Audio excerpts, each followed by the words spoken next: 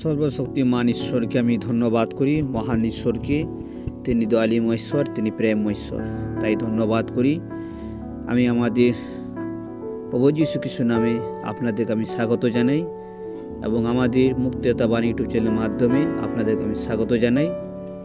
যারা আপনারা এই ভিডিওটিতে যোগ দিয়েছেন এবং শাস্ত্র পাঠের জন্য আপনাদেরকে প্রত্যেক আমি জয় যীশু বলি। আসুন আমার প্রিয়রা, আজকে আমরা সেই জীবন্ত বাক্য পাঠ করতে চলেছি। গীতিসংহিতা 101 অধ্যায় 1 থেকে 8 পর্যন্ত আমরা পাঠ করব। তো আমার প্রিয়রা, আমাদের বাক্য পাঠ খুবই গুরুত্বপূর্ণ, আমাদের প্রয়োজন আছে।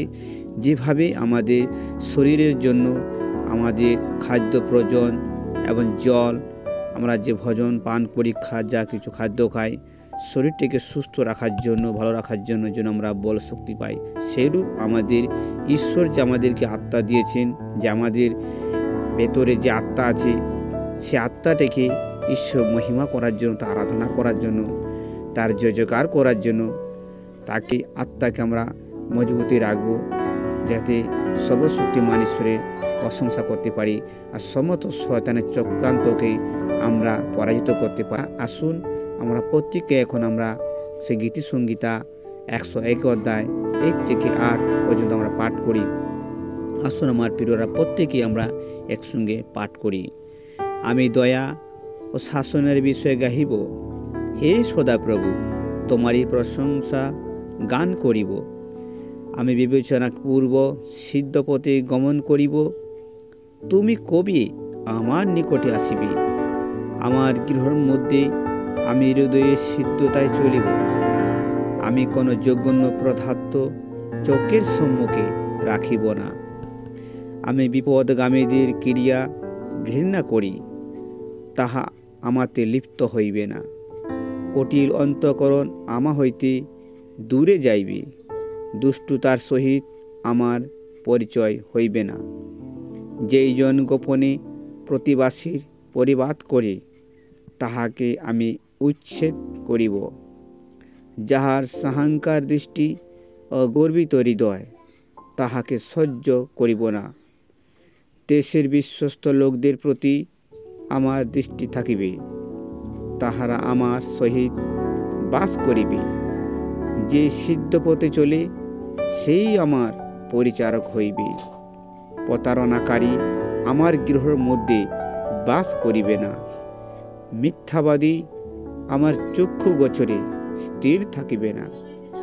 প্রতি প্রভাতে আমি দেশস্থ সকল দুষ্টুকে বিনষ্ট করিব, যেন সমস্ত অধর্মচারীকে সদাপ্রভুর নগর হইতে অচ্ছিন্ন করিব।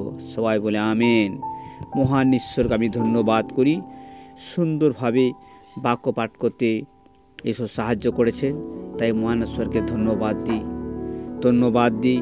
তিনি আমাদেরকে মহান, তিনি আমাদের মাঝে, তিনি সর্বশক্তিমান, তিনি বিরাজমান আছেন। তাই মহান ঈশ্বরকে ধন্যবাদ দিই। এই বাক্য পাঠের মাধ্যমে সবাইকে আশীর্বাদ করুন ঈশ্বর মঙ্গল, তার করুণা দয়া আমাদের জীবনে নেমে আসুক। মহান ঈশ্বরকে ধন্যবাদ দিই। এই বাক্য পাঠের মাধ্যমে আপনাদেরকে আশীর্বাদ করুন।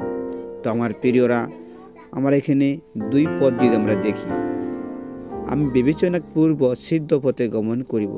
আসুন আমার প্রিয়রা, যেন আমরা বিবেচনা পূর্বক আমাদের পথ, সরল পথ চলার চেষ্টা করি, এই বাক্য অনুসারে আমাদের বাকি জীবনগুলোর জন্য কাটাতে পারি।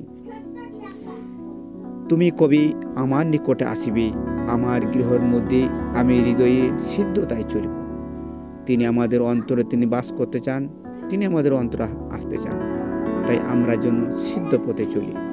তো আমার প্রিয়রা, এখানে আমরা যদি 6 পদ পাঠ করি, দেশের বিশ্বস্ত লোকদের প্রতি আমার দৃষ্টি থাকিবে, তাহারা আমার সহিত বাস করিবে।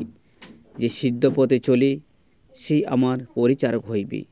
তোমার প্রিয়রা, আসুন আমরা যেন সিদ্ধ পথে চলার চেষ্টা করি। প্রত্যেকে জয় যীশু বলে এই প্রচারটা এখানে শেষ করলাম। সর্বশক্তিমান